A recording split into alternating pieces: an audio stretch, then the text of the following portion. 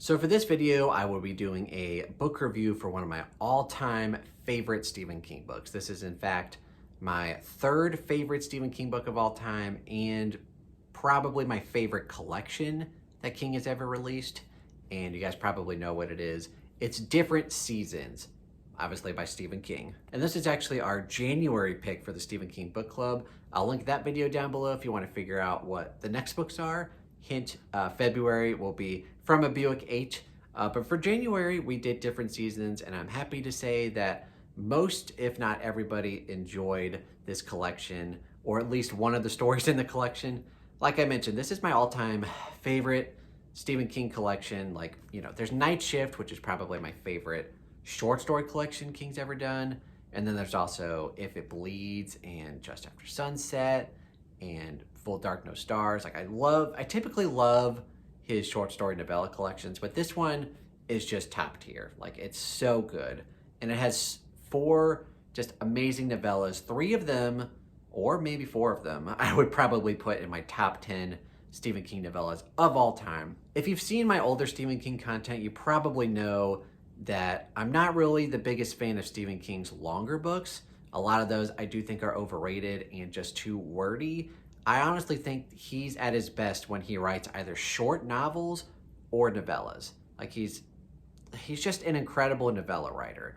And this one is definitely just his best. And for this review, I'm just gonna go over why I love this collection and basically just go over the 4 novellas and possibly rank them. It's really hard because I love all of them. But with all that being said, let's go ahead and jump right into it. So if you don't know, the 4 novellas that are in here are Rita Hayworth in The Shawshank Redemption, which obviously got made into the movie The Shawshank Redemption. A lot of people are very surprised that that's actually a Stephen King thing. And Stephen King tells a wonderful story where, you know, he's walking in a grocery store and this old lady kind of just walks up to him and he's like, wait a minute, you're that Stephen King guy who writes all this awful horror books. I hate that stuff. You know what? I love uplifting stories and inspiring stories like Shawshank Redemption. And then he just kind of looks at her as like, you know, I wrote that, right? And she's just like, no, you didn't. So it's really funny when people realize that Stephen King has written all of these non-horror stuff like Shawshank Redemption and The Green Mile, you know, stuff like that. So yeah, Shawshank Redemption is the first one in here. And then the second one is Apt Pupil, which also got made into a movie. Not one of the best movies of all time, but that's one that I really want to go back and watch just to see if it holds up at all. I remember liking it. But yeah, Apt Pupil, definitely one of my favorites in here. And then The Body is the third one, and that got turned into Stand By Me, also a Stephen King movie that a lot of people don't know was originally written by Stephen King. Also another favorite. And then probably, it's really hard for me to say, but probably my favorite Stephen King novella of all time is The Breathing Method. That's kind of the dark horse one in here. That's usually people's least favorite, but for me, it's my all-time favorite. It comes right at the very end. It's maybe not like a full-length novella, maybe a novelette, if you will, because it's the shortest one in here, but it's still my favorite. So let's just go over all of these novellas. So first off, like I mentioned, the first one is Rita Hayworth in The Shawshank Redemption, which if you've seen the movie, one of the best movies of all time. I don't think I've ever met anyone that hates that movie. Like it's almost universally loved. But yeah, great movie, and it came from this. This collection came out in 1982, by the way. So yeah, and the novella, the first time I read it, there's some interesting things that are a little different than the movie. The movie actually adds some scenes to it that aren't in the novella, which I think is interesting. I won't spoil what those are, but basically the novella is narrated entirely from Red's perspective, which if you've seen the movie, basically Morgan Freeman. Which is funny because in the novel or in the novella, it's actually like a white guy with red hair. But for whatever reason, when I'm reading the novella, I still picture Morgan Freeman narrating everything just because he's too good. But yeah, it's a little different. But basically, like even though he narrates it, the novella is really about Andy Dufresne and kind of how he's sent to prison because he's suspected, or convicted, I should say, of murdering his wife and her lover, even though the whole time at the beginning, like, he's basically saying that, like, he didn't do it. Not framed, but like someone else did it, and he's an innocent man. And then Red the whole time is basically like saying, like, you know what, like, a lot of people in Shawshank say that they're innocent, but a lot of them, like, they're definitely not all innocent. So the beginning of the book, you know, there might be some doubt, and then you get further on into it, and basically just Andy Dufresne, it's basically just him and Red and all the other inmates, their life in Shawshank. And this spans decades and decades, and it's really hard to describe just how moving this novella is and how great the character work is. And it's just a very rare Stephen King book where it is an uplifting story. Like, some of them, like a lot of his books and a lot of his stories are very horror based, and a lot of just terrible things can happen, and a lot of the times the endings can either be like bittersweet or just very gruesome.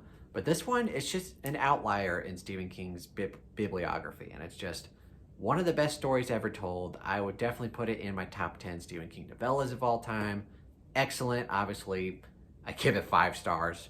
It's a 5-star collection, if you couldn't tell. All of the stories are 5 stars, but yeah, it's also really hard to rank among the other ones, which I'll get into right now. So the second story in here is Apt Pupil. And like I mentioned, that also has a movie. I haven't seen it in a long time, so I don't really remember if it's actually good. But the actual novella may be an unpopular opinion, but this is probably my second favorite novella in the collection. It's definitely a top 5 Stephen King novella for me all time, probably. It's so good, and it's got such a twisted premise to it that, like, describing it, just like, how is that any good? But the way that King does it, it's just very gripping. So basically, you have this 12-year-old boy, and he figures out that someone in his town is an old German Nazi that is hiding. And he figured it out, and he goes to his house and basically just tells him, like, oh, I know who you are. I know that you're a Nazi. And the guy's just like, okay, you have to be blackmailing me. Like, what do you want? You want money? Because I don't have any. And the kid's just like, no, I want you to tell me everything that you did in the past as a Nazi. And then you're just like, okay, this Nazi is obviously a terrible guy because he did some awful stuff in the past with the Holocaust, and terrible guy, hiding, basically getting away with everything. But then you have this 12-year-old boy, like, he should just report it to the police or the FBI, be like, this is a Nazi, like, get him. But no, he extorts them, and the thing that he wants, it would be one thing, like, if he wanted money, just like, okay. But no, he just wants him to tell him war stories and all the just the gruesome details that happened. And you realize, like, this 12-year-old boy is messed up. And then you get further on, and there's more complications, and, like, it just goes off the rails nuts. And it's definitely one of the most gripping novellas I've ever read by Stephen King, and just in general. But yeah, this just has one of the most wild premises and great characters, very tense moments. It's just always been one of my favorites. I still remember the feeling I had the first time reading it. It's just like, wow. And just being wrapped up in the story. But yeah, I like it more than Shawshank Redemption, which is probably an unpopular opinion. But one of my all-time favorites. And then the third one in here is The Body, which got turned into the movie Stand By Me. If you've seen that, it's a very faithful adaptation. One of the best. One of my favorite movies of all time. One of my favorite King movies of all time. But yeah, the novella in here is very, very good. 5 stars. I will say, though, it's probably my least favorite in the collection, which, again, might be an unpopular opinion. The ranking for these stories can be kind of divisive. Like, you've got some people who love Shawshank Redemption. It's their favorite. And then you got people who love The Body. It's their favorite. You've got weird people like me who say The Breathing Method is the best. And then you've obviously got some people that love Apt Pupil. And obviously the ranking, just in general for King's stories and books, the rankings for them can be kind of all over the place. But for me, The Body, even though it's a very hard decision, is probably my least favorite. It's still awesome though. Like, it's basically one of King's best coming of age tales. It's King just writing about 4 boy characters, and he's really good with kid characters. Not always, but in this one, he's definitely very good at it. And it's basically just the premise of 4 boys going on a epic journey looking for a dead body that they've heard about. And they go do that for the whole novella. It's really gripping. All of the kid characters are very well fleshed out and have their own distinct personalities, and very funny at times, very heartwarming, very sad at times, and the conclusion, a little bittersweet. But yeah, it also has some of my favorite, it's got a really cool thing where, like, you've got stories within a story, because one of the I guess the main protagonist of the story, the narrator, you figure out he's actually kind of writing this story as an adult, and he's telling the story, and in the story, in the body, he tells a couple of stories that he wrote. So you've got stories within stories, is what I'm trying to say. That's one of my favorite things, when there's a story in a story or a book within a book. I like it. A lot of people don't like that. Like, they read Misery and they really don't care about the book that Paul Sheldon's actually writing. But I love when authors can pull that off. So that's one of the reasons why I like it, but also just the characters are great. But yeah, The Body, one of the best. Although probably my least favorite in the collection, it's still 5 stars, easily.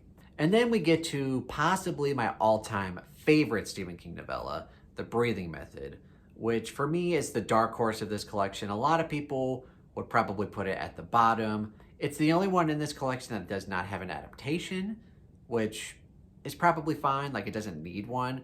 It'd be a little cool to see one, although it would be horrifying for reasons that I can't say because of spoilers. But essentially, The Breathing Method starts out with this guy who joins this gentleman's club. And at this gentleman's club, they kind of just hang out and read. And then sometimes old guys will tell stories. And these stories can be real or fictional, or, they can be like war stories or just stories that happen to them. They tell kind of just weird stories. And like, the further on you get, the guy recounts this guy telling him the story about the breathing method.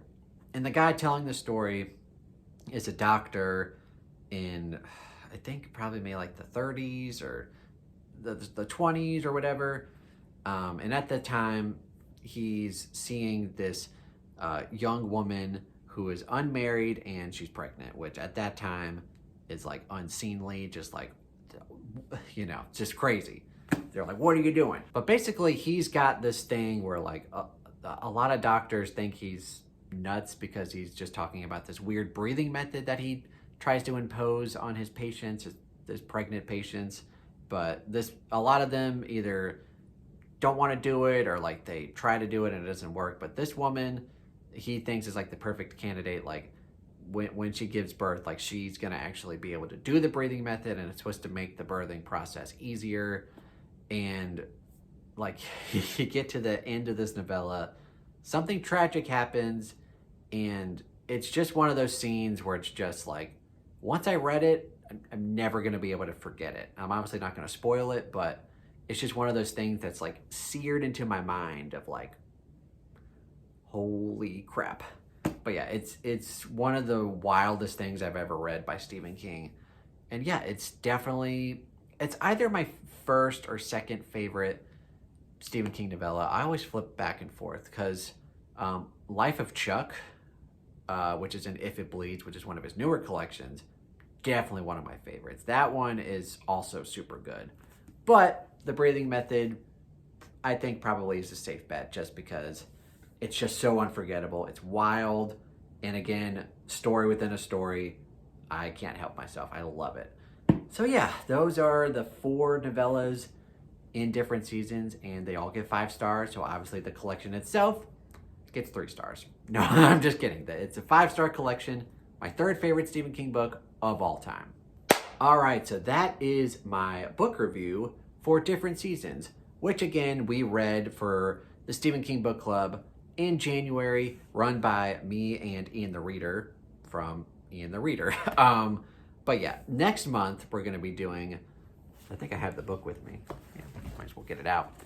Next month we're going to be doing From a Buick 8, which I will admit is nowhere near as good as Different Seasons, but it's going to be a fun pick because a lot of people have not read this book, and I haven't read this book in quite a long time, maybe like, oh God, 8 years or so. And I'm definitely interested to reread it because I kind of just want to gauge where I'm at with this book because I remember some stuff, don't remember some stuff. I want to see where it really lies in my ranking. I remember liking this book, but I also remember thinking that it's too long. Like, it really probably should have been a novella. Usually Stephen King is very good at choosing story lengths, but I don't know, we'll see. Maybe I'll love it more the second time around. But yeah, that's our pick for February. But yeah, Different Seasons, man. If you haven't read this book and you're a constant reader like myself, what are you doing? Pick it up and read it. It's a fantastic novella collection. Top tier Stephen King in my opinion. And definitely let me know your opinion. How would you rank the collection if you've read it? So for me, probably number one, well, definitely number one is The Breathing Method. And then number two, Apt Pupil. Number three, Shawshank Redemption, or Rita Hayworth in Shawshank Redemption. And number four, The Body, which might be an unpopular opinion, but just know that they're all just excellent novellas, and Stephen King is at his best writing novellas. So yeah, definitely check it out if you haven't already. Definitely let me know if you hate this collection or if you think it's overrated. I want to know your opinion and I want to know why. So write down that opinion down below if you think Different Seasons is overrated. Very interested to hear your thoughts on that. But yeah, that's my book review. Thank you guys so much for watching. If you enjoyed this video, please give it a thumbs up. Consider subscribing to the channel. And if you have already, thank you so much. And continue to subscribe for more content. I also have the Bookish Drummer Discord where we will have channels open for the books, for the Stephen King Book Club. We actually have channels open separately for all of these novellas. We have 4 channels for the 4 novellas, so you don't have to spoil yourself. And we're very good about using spoiler tags, so you can jump in and chat and go and read the comments and not get spoiled for anything. We'll do the same thing for From a Buick 8. But yeah, we have channels open for those. Also down below will be my link for the Patreon page. You can support me there for as little as $1 a month and get access to a whole bunch of stuff. And in my Amazon wish list down below if you want to purchase me a book. Thank you guys so much for watching and have a fantastic day.